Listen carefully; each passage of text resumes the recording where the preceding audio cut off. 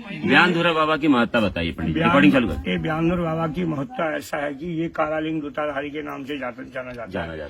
जैसे काशी विश्वनाथ, अमरनाथ, बद्रीनाथ, केदारनाथ, पशुपतिनाथ जैसे भगवान के 108 ज्योतिर्लिंग थे, उसमें से 12 विशेष करके तो उन 800 ज्योतिर्लिंगों में से यहाँ भी एक कालालिंग दूताधारी के नाम से जाना जाता है, जिसको कालालिंग दूताधारी करके जाना जाता है। ब्यानधुरा तो यहाँ जगह का नाम है। अच्छा, यहाँ देवताओं की विधानसभा है। पांडवों ने भी अज्ञातवास में यहाँ अपना गांडीव रखा। जब 12 साल का बच्चा 14 साल उनको फिर अज्ञातवास भी किया, 2 साल का किया ना, तो गांडीव को ले जाके कंदराव में छुपने में दिक्कत हो रही थी। तो उसमें यहाँ शमी के पेड़ में पांडवों ने अपने अस्त्र शस्त्र रखे, यहाँ धरा कि बाण धर दिया, तो इसलिए भी कह दिया ब्यानधुरा। फिर एडी जो है 14 लाख रोटी से आए, तो यहाँ सुबह के टाइम पहुंचे हो, भोल हमारी भाषा में कहते हैं भोल ब्यान हो। अच्छा, कि भोल ब्यान, तो इसलिए भोल ब्यान की फिर एडी यहीं रहेगी।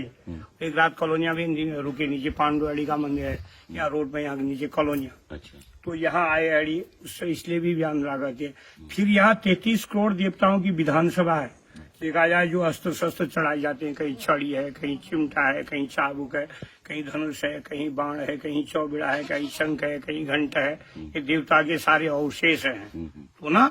और यहाँ विधानसभा है, जैसे कि घर में किसी के पास कोई देवताओं की, जैसे हम लोग उत्तराखंड के लोग हैं, हमारे देवताओं की ऋचा खराब होगी, किसी ने अपने इष्ट को पूजने में गड़बड़ हो गया है, किसी कोई ऐसा लगातार हो गया है, फैसला होता है, ये गद्दी पर वहाँ दुनिया है ना, और कोई लगातार हो गया है, या कोई ऐसा हो गया कि कोई पेड़ से गिर गया, अकाल मृत्यु हो गई है, जहर खा लिया है, यानी नदी में बह के खत्म हो गया, तो वो प्राणी भटकती है। हमारे पुराणों का भी वर्णन है। तो यहाँ आकर के देवता लोग, डांगर लोग काम करके वो भी यहाँ पर जो है, और उनका भी विधान बताया जाता है, इसलिए भी ब्यानधुरा कहा जाता है। भगवान शिव और ऊपर माँ शक्ति, यहाँ आकर के लोगों को मनवांचित फल मिलता है, निर्धन को धन की प्राप्ति हो जाती है, असाध्य रोग लग गया है, ठीक नहीं है, कायिक, वाचिक, मानसिक, और जो है कि अंदर ही अंदर रोग, बाहर से तो अच्छा ही दिख रहा है, अंदर रोग नहीं। आज व्याधि समाधिनम, जो व्याधि है इस प्रकार की लग गई है, तो उस व्याधि को भी परमात्मा ठीक कर देते हैं।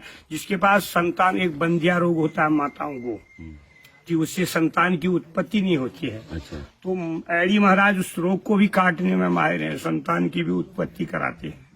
और यहाँ फिर जैसे कि आजीविका का कोई साधन नहीं है कि भाई भ्रमण पोषण कैसे होगा, वस्त्र कैसे पहनेंगे, भगवान फिर आपको आज कोई रास्ता दे दे, तो परमात्मा की ऐसी कृपा होती है कि भगवान उसको आजीविका का भी साधन दे देते हैं। और रोग लग गया, कहीं ठीक नहीं हो रहा, डॉक्टर करेगा भाई ले जाओ भैया, घर सेवा करो, तो वो भी परमात्मा की कृपा से ठीक हो जाती है। तो इसलिए जो है कि यह बहुत सिद्धपीठ स्थान है, ठीक है।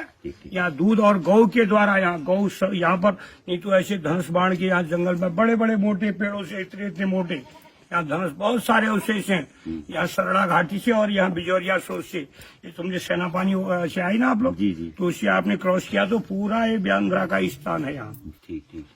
मुगल शासन काल में इन्होंने मुगलों से आक्रमण करके यहाँ हिंदू धर्म की रक्षा की, ठीक है। आप लोग जो बैठे तराई भूमि, ये वैसे तो है तो भारामल की, वो भूमि भारामल है, वहाँ के जंगल में भारामल गए कभी? नहीं गए, तो वहाँ जाना चाहिए। वो भारामल वो भी सिद्धपीठ स्थान है, ठीक है ना। वहाँ एक चादर चढ़ाने का भी जो स्थान बना है, वो चादर चढ़ाने का स्थान नहीं है, वो हमारा स्थान है हिंदुओं का। मैं तो वहाँ भी दर्शन कर गया, मुझे साक्षात दर्शन हुए। रक्त बीज बने थे भी, रक्त से अनेक पैदा हो जाती थी, फिर माँ की सहायता ली, माँ ने उग्र रूप धारण किया, आकाशी का रक्त जमीन में नहीं गिरने दिया, नहीं तो रक्त जितनी बूंद जमीन में पड़ती उसमें पैदा हो जाती। तो बलि का भी जो विधान है, यानी तो यहाँ बलि का कोई विधान नहीं। अच्छा। इसीलिए बलि प्रथा रखी कि अकाल मृत्यु को कंट्रोल करने के लिए, कि भाई तुमने हमें युद्ध में जो है कि सहयोग किया है, तो तुम्हें भी मेरी पूजा होने के बाद तुमको भी भोग बहुत बढ़िया मिलेगा। बहुत बढ़िया, मजा आ गया। और मैं भी कह रहा हूँ, जब आप भक्त आए हो, आपका भी कल्याण हो जरूर, और फिर दोबारा और जिंदगी रही तो हम मिलेंगे, तो फिर मिलेंगे, नहीं तो ब्यानधुरा तो यही मिलेगा। हम तो आज पैदा हुए, कल मर जाएंगे, ठीक है।